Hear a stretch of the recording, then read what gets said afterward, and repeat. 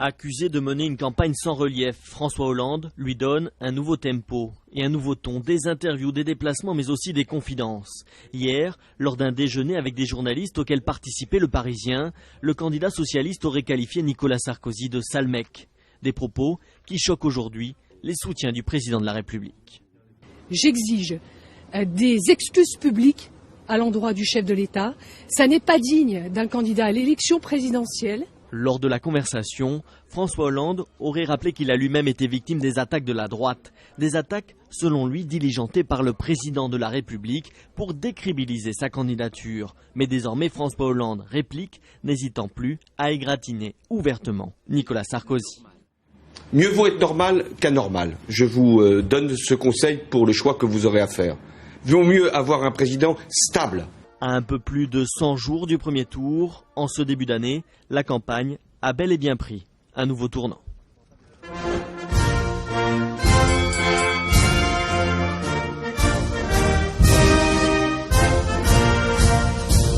Oui, alors là, il y a cette américanisation de plus en plus poussée de la politique française qui est en train d'achever de détruire tout ce que De Gaulle avait mis en place avec la Ve République, et qui n'est pas un retour à la Quatrième République, mais à mon avis une mise au pas sur le modèle américain. C'est-à-dire qu'on a le président sortant, qui est le champion, qui peut être soit du parti républicain ou du parti démocrate, puisque c'est un peu ça, l'UMP c'est le parti républicain et le PS c'est le parti démocrate. C'est-à-dire des gens qui sont d'accord sur tout au niveau de la gestion, de la soumission à la banque, au FMI, à la logique mondialiste, à la suppression des frontières, voilà, et qui s'engueulent sur des petites questions sociétales, exactement comme aux États-Unis, on s'engueule sur le port d'armes entre républicains et démocrates. Donc on a le champion sortant qui là est le républicain, et puis après on a l'opposant qu'on va lui amener pour cette espèce de match au sommet, qui sera donc déterminé par une primaire du parti démocrate, qui là est le PS. Alors cette primaire a eu lieu. C'est Hollande qui est sorti vainqueur parce que DSK entre-temps était à New York et s'est cru à Sarcelles. Donc normalement c'est lui qui devait être le Gauleiter de la province France dans une logique d'alternance que voulait le système mondialiste. Bon, il a chuté, donc ils ont sorti un espèce de challenger, de raccro qui est Hollande, qui visiblement n'était pas prêt pour le match. On voit il n'est pas tout à fait au point, mais bon, c'est pas grave. Et on nous amène ça, et comme ces gens-là ont pratiquement le même programme, et surtout tout ce qu'ils déclarent est un mensonge, parce que les lois de l'Union européenne leur empêchent de faire tout ce qu'ils prétendent faire sur le nombre de fonctionnaires, la réindustrialisation, sauver des entreprises en faillite par des injections d'argent d'État, tout ça c'est interdit par les règles européennes, donc ils ne pourront pas le faire. Donc comme ils sont exactement sur la même ligne et qu'ils feront exactement la même politique, on dit oui, il a traité l'autre de sale type, on essaye de nous pipoliser le combat et de nous sur une ligne comme purement émotionnelle et people, voilà. Ce combat est un combat totalement bidon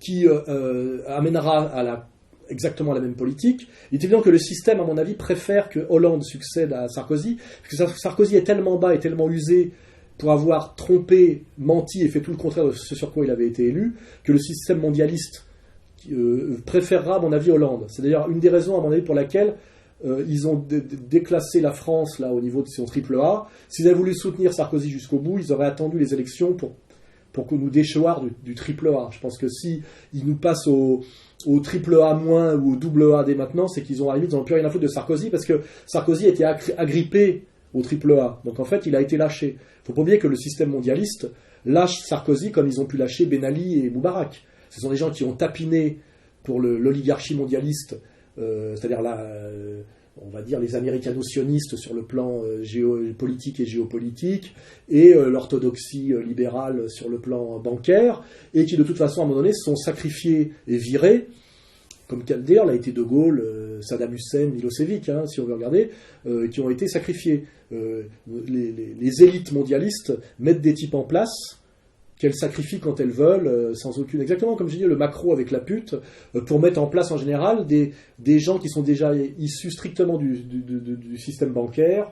On l'a vu, c'est soit Goldman Sachs, soit JP Morgan, voilà. Cette alliance, comme je le dis, judéo-protestante de la haute banque spéculative américaine, qui est en train effectivement de prendre le pouvoir sur le monde, comme je l'ai dit dans mon dernier bouquin, Comprendre l'Empire. Voilà, tout ça se vérifie de plus en plus. Et donc, pour revenir aux élections, que ce soit Hollande ou Sarkozy, c'est la même chose. Sans doute, le système veut que Hollande, enfin le candidat de gauche, succède à Sarkozy, parce qu'il y aura peut-être un petit état de grâce. Les cons se diront, ce coup-ci, je vais quand même voter, je vais changer, je vais voter pour l'autre, etc. Et évidemment, ça ne changera rien. Alors les gens s'en rendront compte une fois de plus. Donc peut-être que le système, qui est quand même très très mal en ce moment, gagnera 2 ans de plus, etc. Et il est évident que, comme le dit d'ailleurs Attali, l'alternative à ce faux duel, bonnet blanc blanc bonnet, c'est sans doute Marine Le Pen, qui n'est pas issue comment dirais-je, du sérail, même si elle donne des signaux d'allégeance, un peu elle essaye de faire des efforts pour qu'on lui tape pas trop sur la gueule. Le rabbin Barnem, visiblement, ça lui suffit pas. Pourtant, elle avait envoyé son alliot, plus ou moins. Bon, ça a été fait maladroitement. Elle fait des efforts. Elle dit bien, je ne suis pas antisémite, je ne suis pas raciste. Mais comme elle veut quand même défier Wall Street et la banque pour essayer de sauver ce qui peut être sauvé de l'industrie française et du salariat français et de la France, elle est quand même le candidat un petit peu hors système, on va dire. Et c'est évident que là, le système en a très peur. Ils l'ont un peu poussé à l'époque où ils voulaient la mettre, à mon avis, face à Strauss-Kahn, pour que des Mélenchon ou des Besançon soient obligés d'appeler à voter pour le patron du FMI, ce qui est quand même fort de café pour des mecs de gauche au sens ouvriériste du terme. Il fallait Marine Le Pen en face. Je pense que maintenant que c'est Hollande-Sarkozy, qui sont 2 tocards, il faut bien rappeler, 2 tocards. Ça se voit, ils ont d'ailleurs la même diction, on voit qu'ils ont les mêmes coachs pratiquement, formatés de la même façon, ils disent à peu près la même chose, le même genre de physique insignifiant, voilà. 2012, c'est l'année du changement. Celle de tous les risques, mais aussi de toutes les possibilités. Je veux réunir les Français autour d'une belle et possible espérance. Sortir de la crise, construire un nouveau modèle de croissance, faire naître une nouvelle Europe. Cette Europe que je veux, bien sûr stable dans la zone euro, mais capable de produire une dynamique de croissance, un autre rapport avec les citoyens. En 2012. Nous ne nous en sortirons pas en laissant de côté ceux qui souffrent déjà des conséquences douloureuses d'une crise dont ils ne sont pas responsables. Bref, je comprends les inquiétudes. J'entends les colères. Je perçois les défiances. Mon devoir est de faire face et de vous protéger. Vous pouvez être sûr que j'assumerai jusqu'au bout et en totalité les lourdes responsabilités que vous m'avez confiées. Ils ont très peur finalement du golem Marine Le Pen, qu'ils ont un peu aidé à faire monter, qu'ils ont un peu fabriqué, qu'ils ont un peu favorisé même contre Gollnisch, c'est sûr qu'ils préféraient. Ils en ont peur. Donc maintenant, ils essaient de dire, voilà, le combat, c'est réglé d'avance. La finale, c'est Hollande-Sarkozy. Et là, on a un Attali qui est tout sauf un imbécile. Moi, je ne prends pas ces gens pour des imbéciles. Il n'y a pas de problème. Ils sont même très malins. Voilà. Trop malins. Voilà, malin. On sait ce que ça veut dire, le malin. Voilà. Ils disent, on n'est pas à l'abri d'un deuxième tour Bayrou-Marine Le Pen, ce qui serait assez vrai. Ça serait en fait le candidat atypique du système et le candidat anti-système. Ce qui veut dire que les deux contribueraient à faire exploser les 2 grosses machines que sont le PS et l'UMP. Ce qui risque d'arriver, et ce qui est mon souhait, parce que ce serait la punition, le châtiment moral de Sarkozy pour s'être fait élire en ayant finalement roulé dans la farine les électeurs du Front et en ayant finalement détruit Le Pen, très habilement d'ailleurs. Mais ça serait ce que j'ai dit, quand on pousse la porte du saloon avec le pied, il ne faut pas s'étonner qu'elle vous revienne dans les couilles. Vous voyez ? Donc Marine qui chasserait Sarkozy du 2e tour, ça serait la revanche de Le Pen face aux élections de 2007. Ça serait très bien. Et si Bayrou était aussi au 2e tour, ça serait génial, parce que lui aussi, qui a été finalement châtié et puni et par l'UMP et par le PS, il ferait aussi exploser ce système UMPS. Et on a intérêt à ce que l'UMPS explose et se détruise. Et c'est pour ça peut-être que moi je souhaite aussi, comme Attali, enfin lui il le redoute, moi je le souhaite, un 2e tour, Marine Le Pen-Bayrou. Je trouve que ça serait très rock'n'roll, ça serait une vraie punition pour ces 2 institutions de merde que représentent ces 2 candidats, ces 2 ruclons politiques que sont le sympathique Hollande, et assez sans doute, il paraît qu'il est très sympa en privé, c'est pas la question, mais qui s'est soumis à tout, qui a fait voter tous les trucs européens, qui a appelé à voter pour Lisbonne, qui a aussi appelé à bombarder la Libye. Enfin, faut voir, le mec soumis intégralement au nouvel ordre mondial de A à Z, zéro. D'ailleurs, il l'envoie en ce moment voir des ouvriers dans les usines, tellement le PS n'a aucune légitimité ouvrière. Le premier parti ouvrier de France, c'est le Front National, il n'y a aucun doute. Il manquerait plus que ça devienne le premier parti immigré de France, et là, moi, je jouirais totalement, parce que je pense que ça pourrait le devenir en plus, si on y réfléchit bien. Je parle des Français d'origine immigrés, pas les sans-papiers, pas les clandestins. Il est possible que finalement ce soit le parti qui à terme défende le plus les intérêts des Français récents, le Front National. On pourra en reparler une autre fois. Alors que Julien Drey leur a fait beaucoup de mal. Julien Drey, tout ça c'est l'équipe Hollande, faut pas oublier ce qu'il y a derrière Hollande. Voilà. Le Payon, le Valls, éternellement attaché à Israël, toute cette clique. Comme l'a bien dit d'ailleurs les hautes instances israéliennes, nous on s'en fout que ce soit Hollande ou Sarkozy qui passe, ils représentent tous les deux l'aile sioniste de leur parti. Donc voilà, je pense qu'on va fermer la parenthèse là-dessus. Pour ceux qui s'énervent sur Marine Le Pen sioniste, il n'y a pas d'antisioniste dans la finale. C'est comme le rappelle bien Ramin Bernheim et M. Cohen de Toulouse, un antisioniste ne peut pas arriver en finale pour représenter la France et les Français, c'est pas possible. Il doit nécessairement être sioniste. Comme aux États-Unis d'ailleurs, si on voit on en parlera tout à l'heure, le Obama, le machin, les candidats de la primaire, comment Ron Paul se fait tacler sur quel sujet. Je pense qu'aujourd'hui, moi, je déroule, c'est du velours. Je pédale en descente. J'ai fini de monter l'école. Ça ne m'empêchera pas à un moment donné d'avoir une crevaison bizarre, mais en tout cas, je pédale sur le grand plateau et c'est que du faux plat descendant avec le vent dans le dos. En ce moment, je m'amuse. Donc, effectivement, le système a très peur maintenant du golem Marine Le Pen, qui risque d'être au deuxième tour, effectivement, et qu'un deuxième tour Marine Le Pen-Hollande, parce que je pense qu'elle va faire sauter Sarko, c'est pas gagné, parce que qui est le candidat de gauche ? Je parle de la gauche au sens de Mélenchon, moi je me sers toujours des concepts des autres. Qui est le candidat de gauche ? Le candidat des ouvriers, le candidat des petits contre les gros, le candidat de la lutte contre justement le système bancaire et le capitalisme financier. Qui sera le candidat de gauche au deuxième tour de Marine Le Pen ou de François Hollande ? Il est évident que c'est Marine Le Pen. Donc tout sera à fond renversé. Ça serait très rock'n'roll ce deuxième tour. Et alors au deuxième tour, Marine Le Pen-Bayrou, là ça serait encore plus drôle. Bayrou d'ailleurs, je vous signale que son seul souci, c'est qu'on paye la dette. C'est Gérard Part qui ferait péter les machines UMP et PS. Il le ferait parce qu'ils ont voulu sa peau et c'est normal qu'il ait la leur. Sur le plan de la ligne économique, c'est un soumis intégral à la domination bancaire. Parce que lui, son seul problème, c'est l'orthodoxie pour éponger la dette. Alors que la question, c'est la dette est une escroquerie, est un racket, est une filouterie. Il faut l'annuler exactement comme on doit annuler les dettes du tiers-monde, unilatéralement, et même demander à ce qu'on nous rembourse le pognon. Depuis 1973. Comme De Gaulle avait demandé qu'on nous rende notre or après quand il avait vu arriver la fameuse loi Nixon de 1971, dont on pourrait reparler, sur la non-convertibilité or du dollar, qui est le début du chaos financier et de la fin du monde qui approche, et dont sont totalement responsables les Américains, je dirais, en tant qu'État, pas le peuple évidemment, et en haut de l'État américain, ces élites sur lesquelles on ne va pas trop insister, mais qui sont effectivement, qui portent la responsabilité de la dérive financière et guerrière, parce que les deux sont associés, sans le faux dollar, on ne fait pas les guerres qu'on a faites, etc., qui sont responsables de ce vers quoi nous allons, et peut-être même qui souhaitent, pour rebondir malgré tout, malgré leur responsabilité, qui est la Troisième Guerre mondiale.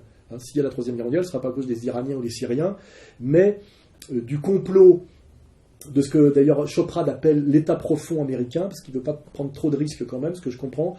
Voilà, ça sera à cause du complot qu'a joué contre le monde occidental, contre le monde tout court et contre le peuple américain, l'État profond américain, notamment depuis 1971. Voilà, pour reboucler. Donc, sur les élections françaises, c'est du bidon, sauf si Marine Le Pen arrive au deuxième tour, et encore mieux, Bayrou et Marine Le Pen au deuxième tour. Sinon, s'il y a un deuxième tour, Sarkozy, Hollande, et que les Français sont vraiment des veaux soumis aux mensonges médiatiques, au matraquage, etc., des veaux, comme le disait De Gaulle, faites comme De Gaulle, partir en Irlande, moi j'irai à la pêche au deuxième tour, et il ne faudra pas vous plaindre, peuple de France, de ce que vous allez prendre, la déferlante économique et sociale que vous prendrez dans la gueule derrière, car vous verrez, comme je l'avais dit pour Sarkozy, quand j'ai fait ma vidéo le lendemain de l'élection, que vous pouvez revisionner où je bois une bouteille de champagne. Parce que quelqu'un qui a de la culture politique et qui connaît la politique de l'intérieur, c'est que Sarkozy ne peut pas incarner le patriotisme, l'indépendance française et parce qu'il est hongrois d'origine, le volontarisme. C'est ce hongrois, mais c'est pas. Non, mais ça justement, ça c'est pas parce qu'il est hongrois, c'est parce que les gens qui l'ont mandaté politiquement pour prendre le pouvoir sont des atlantos libéraux et qu'il est là il est là pour bouchiser la France et financé par les mêmes qui ont financé Bush. Et ça, bon, j'en suis à peu près certain. Moi, ce que je veux, c'est que le peuple de France soit sauvé. Je m'en fous que ce soit par Sarkozy ou Le Pen. Simplement, je me dis, ce type-là ne peut pas être à la fois l'agent, je dirais, de tous les lobbies financiers internationaux puissants et en même temps quelqu'un qui va faire une économie patriote. C'est incompatible. J'avais tout dit sur ce qu'allait faire Sarkozy. Et là, je vous dis déjà, si vous votez Hollande, il vous niquera la gueule exactement comme vous a niqué la gueule Sarkozy sur la question économique et sociale, car il n'a pas d'autre choix, et il est là pour ça, quel que soit d'ailleurs son fort intérieur, sa honte et ses arrière-pensées. Je dis ça aussi pour Mélenchon, etc. Le problème, c'est pas de savoir si ces gens-là sont des braves gars dans le privé, et s'ils seraient capables, en douce, comme le font des tas d'hommes politiques maintenant, ou de journalistes de haut niveau, quand ils parlent en privé avec moi, c'est assez drôle, ou ils me donnent raison surtout, c'est ce qu'ils auraient le courage politique, en tant qu'élus, de défier le nouvel ordre mondial, en sachant qu'ils y risqueraient leur vie. Qui risqueraient, ce qui arrive à peu près à tous les leaders d'Amérique latine qui ont essayé d'échapper à la tutelle impérialiste américaine, ils risqueraient l'accident d'avion. Hein, voilà, c'est parce que c'est ça la réalité. Et c'est pour ça d'ailleurs que je vous dis que Villepin n'ira pas, parce que Villepin n'a pas les cojones pour être un Chavez français. Hein. Alors que Marine, peut-être, je le dis, et j'en suis même certain, Marine Le Pen est de tous les candidats qui se présentent au premier tour, la seule qui ait une paire de couilles. Voilà, c'est une réalité. Elle en manque parfois un peu sur certains sujets, mais elle en a quand même une paire. Les autres ne sont que des chats coupés. Hein, voilà. C'est clair et net. À tous les Français, je leur souhaite une année 2012 de courage, de justice et de fraternité. Et à ce moment-là, passaient les chars militaires devant mes yeux et j'ai eu envie de remplacer le défilé militaire par un défilé citoyen. J'aimerais voir les enfants des écoles défiler, j'aimerais voir les Françaises et les Français défiler. C'est une symbolique qui vise à maintenir une image de domination qui ne me plaît pas et qui ne correspond plus à nos aspirations. La décision a été prise par l'ONU d'une intervention dans l'espace aérien pour protéger les Libyens contre leurs leaders. Et moi, je suis 100% pour cette intervention.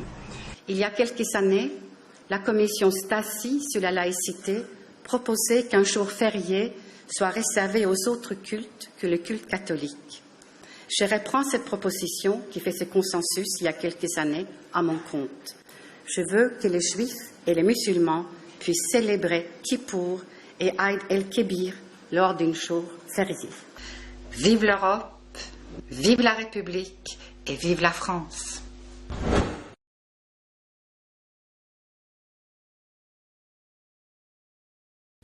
Alors Eva Joly, c'est génial aussi pour les gens comme moi, parce que Eva Joly, chaque fois qu'elle dit une phrase, elle dit une connerie qui montre qu'elle ne comprend rien au peuple de France, à la nation française et à son histoire, et surtout qu'elle est profondément hostile à ce qu'est la France. Le défilé du 14 juillet... je réfléchis d'ailleurs sur le rôle qu'elle a pu jouer quand elle était juge d'instruction et quand elle allait punir finalement les élites économiques françaises qui vendaient les grosses entreprises françaises à l'étranger avec nécessairement commission et rétrocommission. Finalement, pour qui elle a roulé quand elle a fait ce boulot de destruction qui a consisté à mettre en tôle le Floch Prigent? Finalement, pour qui elle a roulé quand elle a fait ça? Est-ce que finalement on ne devait pas préférer finalement ce que représentait le Floch Prigent, qui représentait peut-être encore finalement l'industrie colbertiste française à la De Gaulle, peut-être, et la puissance technologico-économique française à l'étranger. Excusez-moi, Eva Joly n'est pas une catastrophe pour la nation française. Alors maintenant, elle est la candidate des Verts. Alors ce qui est marrant, c'est que les Verts font tout sauf de l'écologie, d'une certaine manière. En fait, les Verts, aujourd'hui, pilotés d'ailleurs à distance par Cohn-Bendit, d'Allemagne, évidemment, Cohn-Bendit, qui incarne ce que je vous ai dit aujourd'hui, la destruction de De Gaulle, l'apologie de la pédophilie libertaire, et finalement la détestation de Chavez, qu'il soit d'ailleurs le Chavez du Venezuela ou le Chavez européen. Cohn-Bendit qui pilote ça d'Allemagne, il pilote l'écologie. Alors l'écologie en fait est le parti qui porte encore, je dirais, le totalitarisme libertaire, c'est-à-dire ce sont des intégristes libertaires, c'est-à-dire la destruction de toutes les valeurs dans le but de soumettre le plus vite possible ce qui reste de France à la banque. Voilà. Eva Joly a applaudi et accompagné la pacification de la Libye, il ne faut pas oublier, elle l'a fait, il faut regarder. Elle n'est pas née en France, elle n'est pas française, c'est quand même important. Aux États-Unis, elle n'aurait pas le droit de se présenter. Elle parle mal le français, elle ne comprend rien à la France. C'est une fausse dure, parce qu'en fait, j'en parlais tout à l'heure sur les lanceurs de babouches de Bagnolet, elle s'attaque à tous les sujets, sauf quand ça touche vraiment les sujets sérieux. Et voilà, là, on lui explique bien que sur l'atome, on l'a calmé un peu.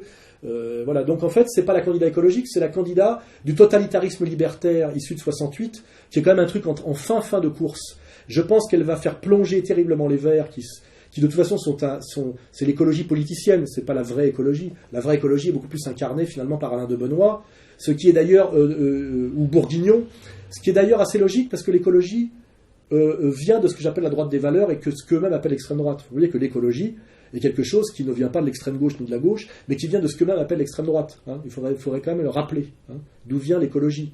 Instruisez-vous. Voilà. Et Eva Joly ne fait pas de l'écologie. Elle fait de la propagande libertaire, on va dire hystérique. Et l'idéologie libertaire est une idéologie de destruction, on le sait. Cohn-Bendit a revendiqué d'être un libéral libertaire, c'est-à-dire la soumission de ce qui pouvait résister de la France issue de la République française et d'une certaine tradition au libéralisme, c'est-à-dire à la banque, par le rouleau compresseur libertaire, hein, qui a amené la boboïtude, la gay pride, ce que j'appelle toute cette merde sordide, quoi, voilà. L'abandon des ouvriers, le sociétal avant le social, etc. Eva Joly incarne, de ce point de vue-là, je dirais l'anti-France dans toute sa splendeur. Je pense qu'elle va faire un score catastrophique, je l'espère même, et surtout, elle a le mérite, je dirais, de clarifier les choses. Dans une période aujourd'hui, on s'approche de la fin des temps, où la lumière de la vérité brille de plus en plus fort et montre effectivement les mensonges et les contradictions du système. Et je me fais fort et je suis fier, quoi qu'il m'arrive demain face à l'histoire, d'avoir contribué à ce travail de vérité. Parce que finalement, voilà, mon combat, comme je l'ai dit, c'est la vérité. Voilà. Eva Joly, ce n'est pas l'écologie, c'est l'hystérie, le totalitarisme, l'arrogance, la méchanceté libertaire. Voilà. Et dans une république saine, elle ne devrait pas pouvoir se présenter. Moi, je le dis clairement. Voilà.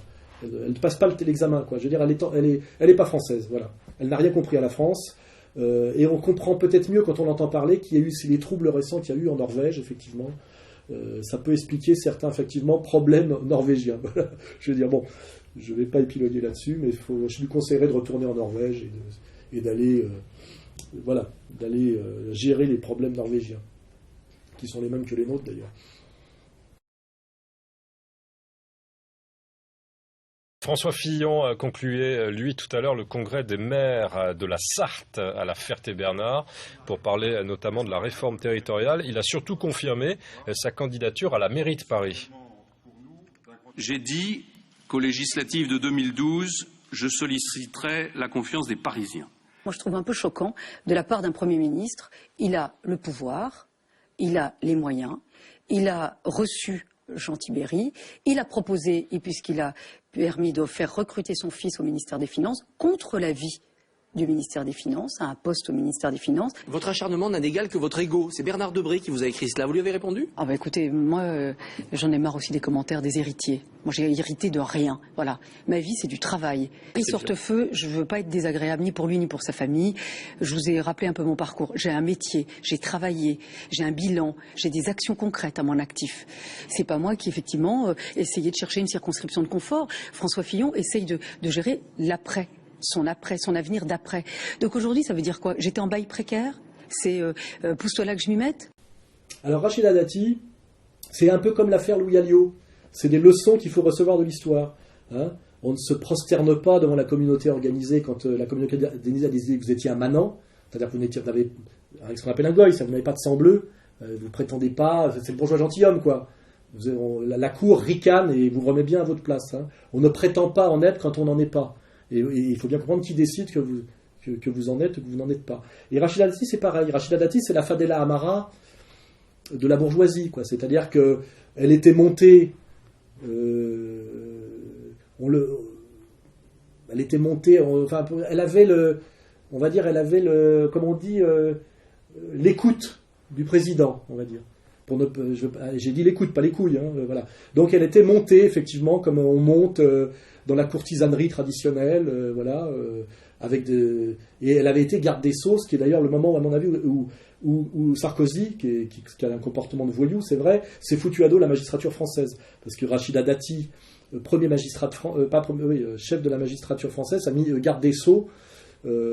C'était vraiment une injure, avec des diplômes falsifiés, des frères Tollard, promotion canapé évidente. Là, je pense que Sarkozy a fait une énorme faute, mais typiquement bling-bling, vulgaire. C'est-à-dire pareil, il ne connaît pas très bien la France, il commet des erreurs terribles qu'un Le Pen ne commettrait pas, parce qu'il faut savoir ce que c'est que comment dirais-je, le curriculum qu'il faut avoir pour accéder en France au poste de garde des Sceaux. Il y a quand même ce qu'on appelle la séparation des pouvoirs en France, une tradition à la Montesquieu. Enfin voilà, il y a la justice française, ça existe. C'est un des 3 piliers, voilà, de ce qu'on appelle la démocratie française. On ne s'assoit pas dessus en mettant sa copine avec son rouge à lèvres, ses robes prêtées, etc.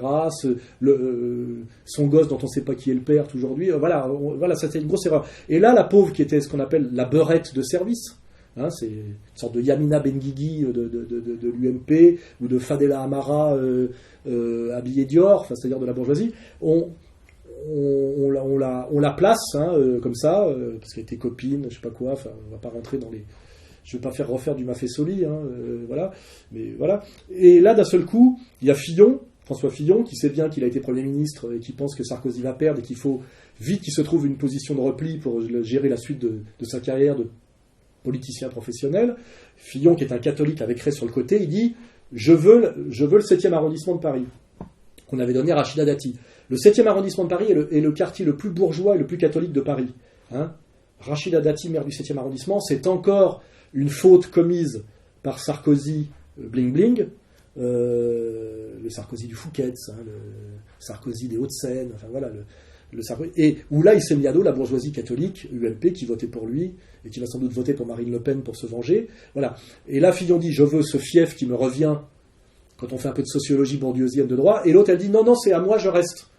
Alors, la pauvre Rachida Dati, elle n'a pas compris qu'elle était une beurette de service, et ça c'est le message que j'envoie à tous les collabeurs et les collaborettes de gauche ou de droite. Hein, voilà. Vous êtes là pour tapiner pour le système. Le système vous prend bien pour ce que vous êtes, c'est-à-dire des bougnoules, voilà, il faut le dire, et vous dégagez quand on vous dit de dégager, c'est la vérité. Sinon, vous rejoignez un combat digne et courageux comme celui de Dieudonné, mais sinon vous faites effectivement Jamel Debbouze, Fadela Amara, Rachida Dati, pareil. Donc la Rachida, là, elle tempête et elle colère, mais de toute façon, elle va dégager. Fillon va prendre le 7e qui lui revient de droit comme un fief catholico-bourgeois, c'est logique. Et ce qui va lui arriver si elle continue à agacer l'UMP, c'est qu'ils vont lui sortir ses casseroles, parce qu'elle en a plein. Donc il faut qu'elle comprenne qu'elle a été une collaborette dont le système s'est servi en la méprisant et dont elle s'est servie un peu pour effectivement exister un peu, mais qu'elle a le même destin que Fadela Amara, que Jamel Bourras, que Jamel Debbouze, que tous ces gens issus de la diversité et de l'immigration, qui n'existant pas par eux-mêmes, par une vraie puissance communautaire et un vrai soutien, mais existant par la trahison, par je sais pas comment on dit, par la soumission, la prostitution, hein, on peut le prendre à plusieurs niveaux, et ben en fait n'ont pas d'existence réelle, c'est-à-dire qu'ils dégagent quand on leur dit de dégager, et elle va dégager, et soit elle va dégager en silence et en fermant sa gueule, soit si elle fait trop chier, et ben l'UMP qui a tous les moyens de lui nuire, parce que effectivement il suffit de claquer des doigts pour qu'on sorte ses diplômes trafiqués, sa famille, son frère, machin, etc. Elle subira en plus une humiliation terrible. Et de toute façon, voilà, et que ça serve de leçon aux autres, hein, voilà, aux autres collabeurs et collaborettes, que ce soit PS ou UMP.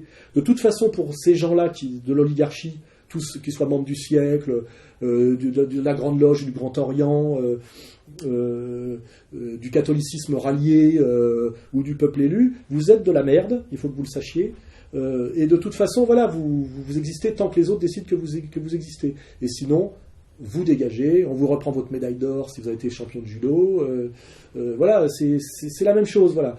Donc, comme pour Alliot, que les Français issus de la diversité qui hésitent sur la stratégie à suivre pour exister en France, savoir le chemin de l'honneur ou le chemin de la soumission, et finalement de l'indigénat, parce que finalement c'est jamais que le prolongement, tout ça, du statut d'indigène, quoi.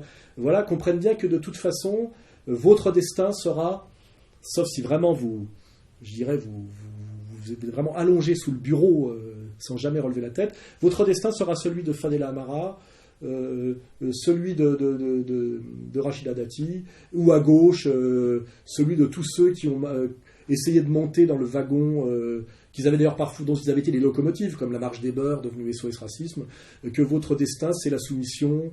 Je ne parle pas d'un sopo, quoi, je veux dire, voilà, si le jour où vous péterez de travers, voilà, vous serez dégagé, humilié, et on vous sortira toutes les casseroles que vous avez déjà. Votre destin sera des petits Ben Ali, des petits Moubarak, voilà. Et c'est moral, et c'est bien fait pour votre gueule, voilà.